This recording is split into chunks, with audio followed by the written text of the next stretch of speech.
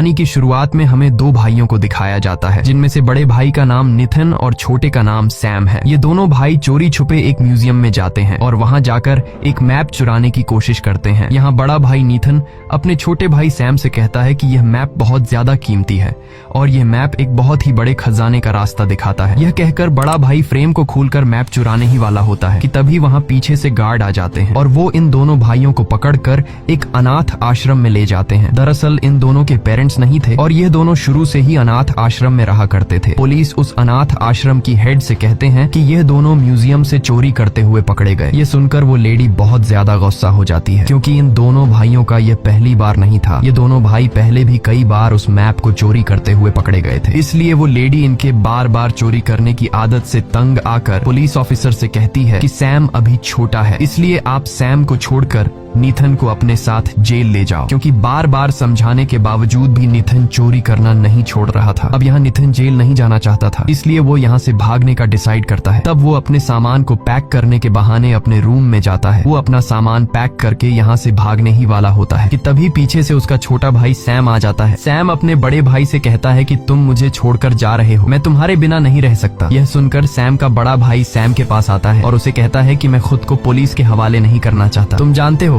हम दोनों एक पायरेट फैमिली से बिलोंग करते हैं, इसलिए मुझे वो खजाना हर हाल में ढूंढना होगा। जाने से पहले सैम का बड़ा भाई सैम को एक लेटर और एक लाइटर देता है और कहता है कि मैं वापस जरूर आऊंगा। अब सैम अपने बड़े भाई के जाने के बाद जब वो लेटर खोलता है तो वो देखता है कि लेटर पूरा खाली है, उसमें कुछ भी नहीं लिखा होता। लेकिन जब सैम उस लाइटर को पेपर के नीचे जलाता है तब उस लेटर में लिखाई नजर आने लगती है। उस लेटर में ये लिखा था कि याद रखना हम लोग पायरेट्स यानी समुद्री लुटेरों की फैमिली से बिलोंग करते हैं। इसके बाद सीन शिफ्ट होता है और हमें 15 साल बाद का सीन दिखाया जाता है, जहां हम सैम को देखते हैं जो अब जवान हो चुका है और वो एक बार में काम करता है। लेकिन सैम उदास रहता है क्योंकि आज से ठीक 15 साल पहले उसका बड़ा भाई जो सैम को अकेला छोड़कर चला गया था वो अब तक लौटकर वापस नहीं आया और सैम अब भी अपने बड़े भाई की तलाश में है। इसी वक्त सैम के पास एक खूबसूरत लड़की आती है जिसे देखकर सैम उसका दीवाना हो जाता है और सैम अपने स्किल्स का इस्तेमाल करते हुए उसके सामने एक जाम पेश करता है। और जब वो लड़की सिगरेट जलाती है तो उसके पास लाइटर नहीं होता। तब वो सैम से उसकी सिगरेट जलाने को कहती है और यहाँ सैम उस लड़की की सिगरेट जलाते वक्त काफी बारीकी से उस लड़की के हाथ से ब्रेसलेट चुरा लेता है, जिसे देखकर हमें पता चलता है कि सैम अब भी अपनी खानदानी आदत चोरी करना नहीं छोड़ा है। और तभी सैम के पास विक्टर नाम का एक आदमी आता है। वो आदमी सैम से कहता है कि मुझे तुम्हारा लाइटर पसंद आया और मैं इस लाइटर को किसी भी कीमत पर खरीदना चाहता हूँ। लेकिन यहाँ सैम इस लाइटर को बेचने से साफ साफ इनकार कर देता है क्योंकि वो लाइटर उसे उसके बड़े भाई नितिन ने दिया था। इसके बाद विक्टर नाम का वो आदमी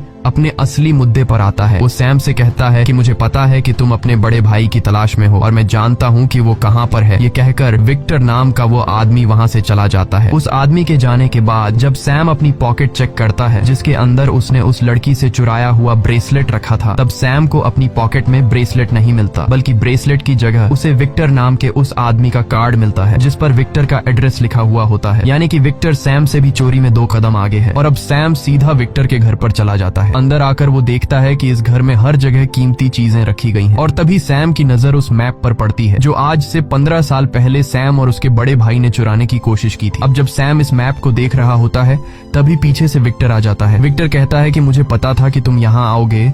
तब सैम विक्टर से कहता है कि यह तो वही मैप है जिसमें एक खजाने का नक्शा दिखाया गया है और इस मैप के रास्ते पर जाकर बहुत सारे लोगों ने अपनी जान दे दी और उन्हें कुछ भी हासिल नहीं हुआ। ये सिर्फ एक झूठी कहानी थी। तब विक्टर सैम से कहता है कि यह कोई झूठी कहानी नहीं है और ये खजाना सच में है। इसके बाद विक्टर वहाँ एक बुक खोलता है और इस बुक में वो सैम को एक शिप की तस्वीर दिखाता है और कहता है कि यह शिप कोई आम शिप नहीं है, बल्कि यह एक बहुत ही पुरानी शिप है जिसकी कीमत 500 करोड़ है। साथ ही साथ इस शिप में बहुत सारा खजाना भी छुपा हुआ है। तब सैम विक्टर से कहता है कि मेरा भाई कहाँ है, जिस पर विक्टर जवाब देता है कि तुम्हारा भाई और मैं इसी खजाने के पीछे लगे हुए थे, लेकिन फिर तुम्हारा भाई कहीं खो गया और पिछले 2 सालों से मैंने उसे नहीं देखा। लेकिन जाने से पहले तुम्हारे भाई ने इस खजाने के बारे में मुझे कई क्लूज दिए और मुझे पता है कि तुम्हें भी इस खजाने के बारे में काफी जानकारी है, इसलिए हम दोनों मिलकर इस खजाने को ढूंढ लेंगे। लेकिन सैम विक्टर के इस ऑफर को रिजेक्ट कर देता है। तब विक्टर सैम से कहता है कि अगर तुम मेरा साथ दोगे तो तुम्हें तुम्हारा बड़ा भाई भी मिल सकता है। ये सुनकर सैम सोच में पड़ जाता है और सीधा घर चला आता है। घर आकर वो अपने भाई की फोटोज देखने लगता है। अपने भाई की फोटोज देखकर सैम बहुत ज्यादा इमोशनल हो जाता है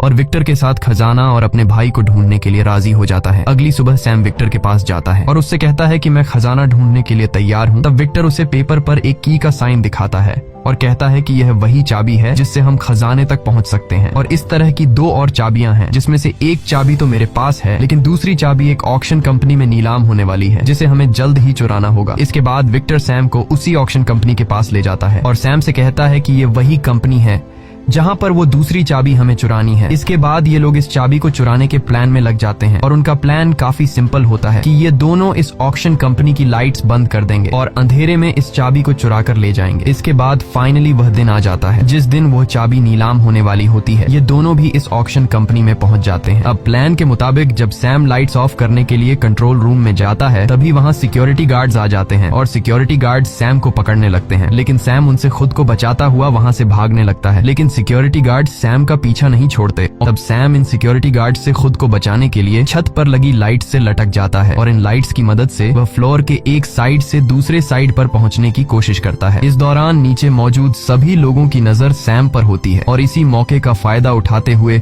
विक्टर गार्ड के कपड़े पहनकर चुपचाप वहाँ से चाबी चुरा लेता है। लेकिन जैसे ही विक्टर वहाँ से निकलने वाला होता है, तभी वहाँ एक लड़की आती है जिसका नाम लेला है और वो विक्टर के गले पर चाकू रखकर कहती है कि ये चाबी मुझे दे दो। तभी वहाँ कुछ गार्ड्स आ जाते हैं। गार्ड्स देखते हैं कि उस लड़की ने एक गार्ड के गले पर चाकू रखा है, क्योंकि विक्टर ने गार्ड का सूट पहना हुआ होता है। तब गार्ड्स विक्टर को अपना साथी समझकर उस लड़की को पकड़ लेते हैं और विक्टर आसानी से वहाँ से निकल जाता है। बाहर उसे सैम भी मिल जाता है। तब ये दोनों एक कार में बैठकर वहाँ से निकल जाते हैं और इसके बाद ये दोनों सीधे पहुँचते हैं बार्सिलोना। वहाँ उनकी मुलाकात फ्रेजर नाम की एक लड़की से होती है। फ्रेजर विक्टर को पहले से ही जानती होती है। यहाँ फ्रेजर और विक्टर के बीच ढेर सारी बातें होती हैं और उनकी बातों से सैम को पता चलता है कि वो दूसरी चाबी विक्टर के पास नहीं बल्कि फ्रेजर के पास है। तब विक्टर फ्रेजर से कहता है कि वह दूसरी चाबी हमें दे दो, हम तीनों मिलकर खजाना ढूंढ लेंगे और पार्टनर बन जाएंगे। लेकिन फ्रेजर इनका पार्टनर बनने से इनकार कर देती है और वहाँ से जाने लगती है। तभी इन दोनों को शक होता है कि फ्रेजर ने खजाना चुराने का इतना बड़ा मौका कैसे रिजेक्ट कर दिया। और जब सैम अपना बैग चेक करता है, तब उसे पता चलता है कि फ्रेजर उनकी भी चाबी चुरा कर ले गई है। इसके बाद सैम बिना सोचे समझे फ्रेजर के पीछे भागने लगता है और काफी देर तक भागने के बाद जब फ्रेजर अपनी कार में बैठकर निकलने ही वाली होती है, तब उसकी कार के सामने सैम आ जाता है और साथ ही विक्टर भी वहाँ पहुँच जाता है। विक्टर फ्रेजर से कहता है कि अगर तुम सारा खजाना अकेले लेना चाहती हो तो जाओ, चली जाओ, हम तुम्हें नहीं रोकेंगे, लेकिन तुम नहीं जानती कि यह चाबी कहाँ और किस वक्त लगेगी और इसका राज सिर्फ सैम को ही पता है। यह सुनकर फ्रेजर इन दोनों के साथ काम करने के लिए तैयार हो जाती है और इसके बाद ये तीनों एक चर्च पहुंचते हैं और ये लोग उस चर्च के नीचे बेसमेंट में चले जाते हैं। वहाँ उन्हें वो चाबी लगाने की जगह भी मिल जाती है। वो चाबी लगाने की जगह एक स्टेचू के नीचे होती है। अब इन लोगों को ये बात नहीं पता थी कि चाबी को किस साइड पर घुमाना है। तब विक्टर एक बुक पढ़ता है और कहता है कि दोनों चाबियों को राइट साइड घुमाना है और जब ये लोग चाबी को राइट साइड पर घुमाते हैं, तभी उस स्टैच्यू से तीर निकलने लगते हैं। लकीली इन तीनों को तीर नहीं लगती और उनकी जान बच जाती है। इसके बाद दोबारा रिस्क लेते हुए सैम और फ्रेजर चाबियों को लेफ्ट साइड पर घुमाते हैं, जिसके बाद स्टैच्यू के नीचे से रास्ता निकल आता है। वो रास्ता एक टनल से होकर जा रहा था। तब यहाँ विक्टर कहता है कि तुम दोनों उसी टनल के रास्ते से आगे बढ़ो, मैं यहाँ बाहर तुम लोगों को प्रोटेक्ट करूंगा ताकि कोई भी तुम्हारे पीछे अंदर नहीं आ सके। सैम और फ्रेजर को विक्टर की बात ठीक लगती है, जिसके बाद सैम विक्टर को अपने मोबाइल के जीपीएस के साथ कनेक्ट कर लेता है ताकि ये लोग जहाँ पर भी हों इन्हें एक दूसरे की लोकेशन मिलती रहे। इसके बाद सैम और फ्रेजर उस टनल के रास्ते से आगे बढ़ने लगते हैं और आगे बढ़ते हुए ये दोनों एक दूसरे दरवाजे के पास पहुंच जाते हैं जो इसी क्रॉस वाली चाबी से खुल सकता था। अब फ्रेजर जैसे ही उस दरवाजे को खोलने की कोशिश करती है तो वहाँ पर पानी भरना शुरू हो जाता है, क्योंकि ये दरवाजा ऊपर एक फाउंटेन से जुड़ा हुआ होता है और अगर जल्दी ये लोग बाहर नहीं निकले तो ये लोग पानी में डूब कर मर जाएंगे। और अब इस दरवाजे को खोलने के लिए दूसरे दरवाजे पर चाबी लगाकर पहले उसे खोलना होगा। सैम यहाँ विक्टर को कॉल करता है और उसे अपनी सारी सिचुएशन समझाकर कहता है कि बाहर तुम्हें एक चाबी का होल दिखाई देगा, तुम्हें जल्दी उसे खोलना होगा। अब विक्टर जो पहले से सैम के साथ जीपीएस के थ्रू कनेक्ट था, इसलिए वो उनकी लोकेशन जान लेता है कि ये दोनों कहाँ फंसे हैं। विक्टर उस जगह के करीब आकर जब सामने देखता है तो उसे वो चाबी वाला होल भी नजर आ जाता है। अब विक्टर उस जगह में चाबी लगाने के लिए सामने लगे ग्लास को तोड़ने लगता है। तभी लेला नाम की वो लड़की वहाँ आ जाती है जिसने पहले भी विक्टर पर अटैक किया था और अब इन दोनों में फाइट होने लगती है। दूसरी तरफ सैम और फ्रेजर पानी में डूबते ही जा रहे थे। यहाँ विक्टर उस लड़की से काफी देर तक लड़ने के बाद उसे सामने के ग्लास पर मारकर बेहोश कर देता है और जल्दी से उस दरवाजे में चाबी लगा देता है। विक्टर के चाबी लगाते ही दूसरी तरफ सैम और फ्रेजर के लिए ऊपर से दरवाजा खुल जाता है और उनकी जान बच जाती है। अब ये दोनों उस जगह से बाहर आते हैं और एक बार फिर से आगे बढ़ने लगते हैं। अब बारी थी फाइनल दरवाजे को खोलने की, लेकिन कोई भी ये नहीं जानता था कि इस दरवाजे को कैसे ओपन करना है। विक्टर बाहर खड़ा एक होल में से इन दोनों को देख रहा था। यहाँ सैम चाबी को उस होल में ट्राई करता है, पर वो चाबी उस होल में फिट नहीं हो रही थी। और तभी सैम दीवार पर बने चाबी के सिंबल को देख लेता है, जिसे देखकर सैम समझ जाता है कि इस दरवाजे को खोलने के लिए एक दूसरी चाबी की जरूरत पड़ेगी। तब सैम फ्रेजर से कहता है कि जाओ और विक्टर से दूसरी चाबी लेकर आओ, लेकिन विक्टर इन पर भरोसा नहीं करता और दूसरी चाबी देने से इनकार कर देता है। लेकिन इस दरवाजे को खोलने के लिए कोई दूसरा रास्ता था ही नहीं, इसलिए विक्टर इनको चाबी दे देता है। अब सैम जब इन दोनों चाबियों को मर्ज करता है तो वही सिंबल बन जाता है जो सामने की दीवार पर बना था। अब सैम दोनों चाबियों की मदद से उस दरवाजे को खोल देता है और जब ये दोनों उस दरवाजे के अंदर एंटर होते हैं तो उन्हें अंदर 4 बड़ी बड़ी सराइयां दिखाई देती हैं। दूसरी तरफ विक्टर सैम से बार बार पूछ रहा था कि खजाना मिला या नहीं। उन्हें लग रहा था कि खजाना इन सराइयों में है। अब सैम फ्रेजर को अपने कंधे पर उठाता है, यह देखने के लिए कि आखिर इन सराइयों में क्या है। फ्रेजर जब एक सराय का ढक्कन हटाकर देखती है तो उसमें नमक भरा हुआ होता है। इसका मतलब ये था कि यहाँ पर कोई भी खजाना नहीं था। ये देखकर ये लोग बहुत ज्यादा उदास हो जाते हैं और तभी वो चारों सराइयां अचानक से टूट जाती हैं, जिसके अंदर से एक नक्शा निकलता है और यही उस खजाने तक जाने का असली नक्शा था। अब जब सैम उस नक्शे को देख रहा था तभी फ्रेजर उस पर गन पॉइंट कर देती है और उससे वो नक्शा ले लेती है। सैम उससे कहता है कि तुम ऐसा नहीं कर सकती, तुम तो हमारी टीम में थी। जिस पर फ्रेजर कहती है कि मुझे तुमसे कोई प्रॉब्लम नहीं है, लेकिन तुम्हारे साथ जो बंदा है जिसका नाम विक्टर है वो एक धोखेबाज इंसान है और उसने तुम्हारे बड़े भाई को भी धोखा दिया था। इसके बाद फ्रेजर सैम को गन से सिर पर मारकर बेहोश कर देती है और अपने साथ मैप और दोनों चाबियों को लेकर वहां से चली जाती है। कुछ देर बाद विक्टर सैम के पास आता है और वो सैम को बेहोश देखकर समझ जाता है कि फ्रेजर हमें धोखा देकर अपने साथ मैप और चाबियां ले गई है। सैम को जब होश आता है तो वो विक्टर से गुस्से में पूछता है कि मेरा भाई कहाँ है। अब विक्टर उसे बताता है कि मैं और तुम्हारा भाई बहुत साल पहले इस खजाने को ढूंढने के लिए निकले थे, लेकिन इस खजाने को ढूंढने सिर्फ हम नहीं बल्कि लैला नाम की वो लड़की भी थी जिसने म्यूजियम में मेरी गर्दन पर चाकू रख दिया था और उसी ने तुम्हारे भाई को मार दिया। ये सुनकर सैम बहुत ज्यादा इमोशनल हो जाता है और वहां से जाने लगता है, लेकिन तभी विक्टर उससे कहता है कि तुम्हारा भाई चाहता था कि उसके मरने के बाद तुम उसके सपने को पूरा करो। ये सुनकर सैम विक्टर से कहता है कि ठीक है, मैं इस खजाने तक अपने भाई के लिए जरूर जाऊंगा और खजाना मिलते ही हम दोनों के रास्ते अलग अलग हो जाएंगे। ये कहकर सैम वहां से चला जाता है। दूसरी तरफ हम फ्रेजर को देखते हैं जहां पर लैला भी मौजूद होती है। ये वही लड़की है जिसने सैम के बड़े भाई को मारा है और यहाँ हमें पता चलता है कि फ्रेजर और लैला दोनों एक ही आदमी के लिए काम करती हैं। फ्रेजर अपने बॉस को वो नक्शा और चाबी दे देती है, जिसे देखकर फ्रेजर का बॉस फ्रेजर से बहुत खुश हो जाता है और वो लैला से कहता है कि आज के बाद तुम फ्रेजर के अंडर काम करोगी क्योंकि तुम नक्शा लाने में कामयाब नहीं हो सकी और ये काम फ्रेजर ने पूरा करके दिखाया। ये सुनकर लैला को बहुत गुस्सा आ जाता है। इसके बाद उनका बॉस अपनी पूरी टीम को लेकर खजाने की तलाश में एक प्लेन में बैठकर निकल जाता है और वो अपने साथ जरूरत का सारा सामान भी ले लेते हैं। यहाँ उनका बॉस काफी खुश था क्योंकि उसके हाथ बहुत बड़ा खजाना लगने वाला था, लेकिन उसे पता नहीं था कि उसकी खुशी कुछ ही देर की मेहमान है। लैला बहुत ज्यादा अपसेट थी क्योंकि वो पिछले कई सालों से अपने बॉस के लिए काम कर रही थी, लेकिन अब वो फ्रेजर के अंडर काम नहीं करना चाहती थी। और तभी लैला अचानक पीछे से आकर अपने बॉस का गला काट देती है। अपने बॉस को मरा हुआ देखकर फ्रेजर समझ जाती है कि लैला अब उसे भी नहीं छोड़ेगी, इसलिए वो अपनी जान बचाने के लिए प्लेन में जो कार थी उसमें छुप जाती है। लैला अपने आदमियों से कहती है कि जाओ और फ्रेजर को ढूंढो और उसे मार डालो। और तभी हम सैम और विक्टर को देखते हैं जो उसी रेड कार की डिक्की में छुपकर प्लेन में आ गए थे। अब जब वो सभी लोग फ्रेजर को ढूंढ रहे थे,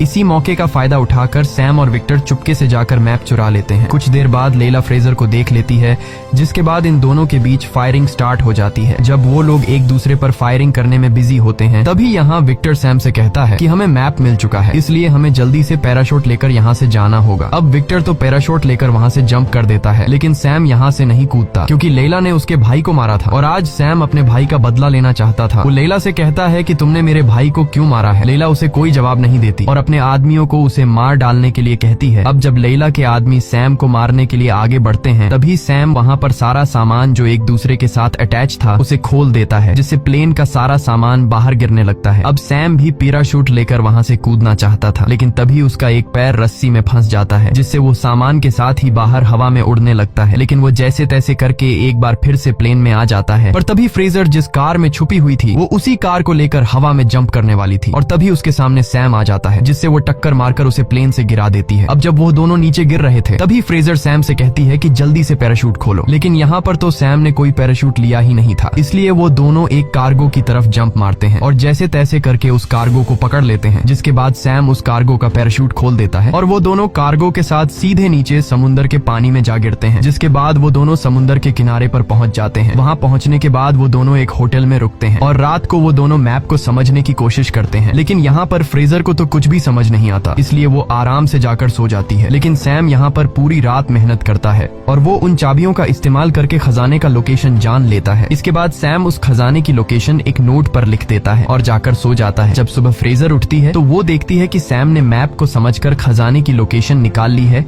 और वो यहाँ पर दोबारा चालाकी दिखाते हुए वो उस लोकेशन वाले पेपर को लेकर खजाने की तरफ निकल जाती है। अब सैम जब नींद से जागता है तो वह देखता है कि पूरी रात मेहनत करके उसने जो खजाने की लोकेशन निकाली थी वो लोकेशन फ्रेजर अपने साथ ले जा चुकी है। लेकिन यहाँ सैम उदास होने के बजाय उल्टा हंसने लगता है। दरअसल सैम ने उस नोट पर गलत लोकेशन मेंशन की थी क्योंकि उसे पता था कि फ्रेजर उसे धोखा देगी और जो असली लोकेशन थी वो सैम ने एक बॉटल में छुपा रखी थी। इसके बाद सैम एक बोट में उस लोकेशन पर पहुंच जाता है, लेकिन वहीं लैला भी सैम पर नजर रखे हुए थी। सैम बोट से उतरकर फाइनली उस जगह पर पहुंच जाता है जहां पर 2 बड़े शिप्स और वो खजाना था जिसे ढूंढते ढूंढते न जाने कितने लोगों ने अपनी जान गंवाई थी। सैम उस शिप पर चढ़ जाता है जहां उसे ढेर सारे सोने से भरे हुए ड्रम्स मिलते हैं। ये देखकर सैम बहुत ज्यादा खुश हो जाता है, लेकिन तभी पीछे से उसे विक्टर की आवाज आती है। सैम उससे पूछता है कि तुम यहाँ पर कैसे आए। तब विक्टर उसे जवाब देता है कि क्या तुम भूल गए, तुम ही ने तो मुझे अपने जीपीएस से कनेक्ट किया था। इसके बाद वो दोनों वहाँ मौजूद सोने को एक बैग में भरने लगते हैं और तभी वहाँ लैला भी अपने लोगों के साथ पहुंच जाती है। इन लोगों को देखकर सैम और विक्टर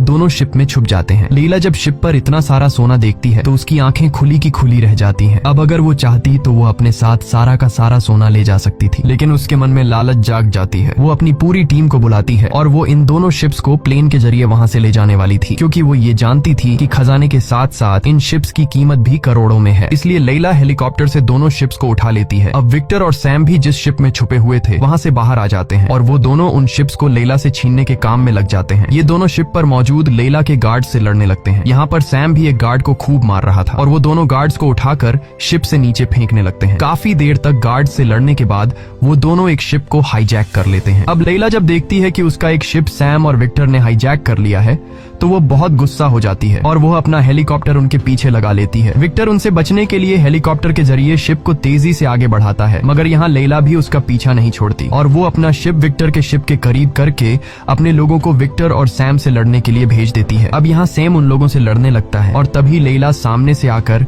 विक्टर के शिप को टक्कर मारती है, लेकिन इस टक्कर से विक्टर के शिप को ज्यादा नुकसान नहीं पहुंचता। इसलिए लैला अब दोबारा पीछे जाकर फिर से फुल स्पीड में विक्टर के शिप से टक्कर मारने के लिए आगे बढ़ती है। तभी सैम अपने शिप पर एक पुरानी कैनन देख लेता है और वह जल्दी से उसमें गन पाउडर लोड करके लैला के हेलीकॉप्टर पर अटैक कर देता है, जिससे लैला के हेलीकॉप्टर में आग लग जाती है और वो शिप एक पहाड़ से जा टकराता है। लेकिन टकराने से पहले लैला जैसे तैसे करके अपने शिप से कूदकर विक्टर के शिप पर आ जाती है और वो यहाँ शिप से एक बहुत बड़ी चेन समंदर में फेंक देती है, जिसकी वजह से शिप और हेलीकॉप्टर आगे नहीं बढ़ पाते और अब सैम और लैला के बीच फाइट शुरू हो जाती है। सैम लैला के सामने कमजोर पड़ रहा था, इसलिए सैम खुद को बचाते हुए रस्सी के जरिए ऊपर विक्टर के पास हेलीकॉप्टर में चढ़ने लगता है, लेकिन यहाँ लैला भी उसके पीछे आने लगती है। लैला बहुत ज्यादा गुस्से में थी और वो सैम के करीब आकर उसे मारने ही वाली थी कि तभी यहाँ विक्टर अपना सोने से भरा हुआ बैग सैक्रिफाइस करके सीधे लैला पर दे मारता है, जिससे सोने का बैग और लैला दोनों नीचे पानी में गिर जाते हैं। उन्हें लग रहा था कि लैला मर चुकी है, लेकिन ऐसा बिल्कुल भी नहीं था। लैला अब भी जिंदा थी, लेकिन तभी वो शिप जो हेलीकॉप्टर से लटकी हुई थी उसकी रस्सी भी टूट जाती है और वो सीधा नीचे जाकर पानी में लैला को कुचल देती है, जिससे फाइनली लैला की मौत हो जाती है। अब विक्टर यहाँ जैसे तैसे करके सैम को ऊपर हेलीकॉप्टर में खींच लेता है। अब वो दोनों ऊपर हेलीकॉप्टर से देखते हैं कि वो शिप जिसे पिछले कई महीनों से वो दोनों ढूंढ रहे थे वो उनकी आंखों के सामने पानी में डूब रहा है और वो लोग कुछ भी नहीं कर पाते। कुछ देर बाद वहाँ पुलिस आ जाती है और वो दोनों समझ जाते हैं कि वो सारा सोना अब गवर्नमेंट का हो चुका है। यहाँ विक्टर अपने हाथ से इतना बड़ा खजाना खोकर थोड़ा सा मायूस हो जाता है। तब सैम उससे कहता है कि दुखी मत हो और फिर सैम एक एक करके अपनी जेब से गोल्ड की स्लेट्स निकालने लगता है। ये देखकर विक्टर बहुत ज्यादा खुश हो जाता है और वो दोनों खुशी खुशी जाने लगते हैं। मूवी के एंड में हम देखते हैं कि एक मोटर बोट से विक्टर और सैम का कोई पीछा कर रहा है, जो कि कोई और नहीं बल्कि फ्रेजर ही थी, जिसे सैम ने बेवकूफ बना दिया था। इसके बाद हमें एक जेल दिखाई जाती है जहां हम देखते हैं कि सैम का बड़ा भाई मरा नहीं था, वो अभी भी जिंदा है और वो एक जेल में है। इसी के साथ ये कहानी खत्म हो जाती है। अगर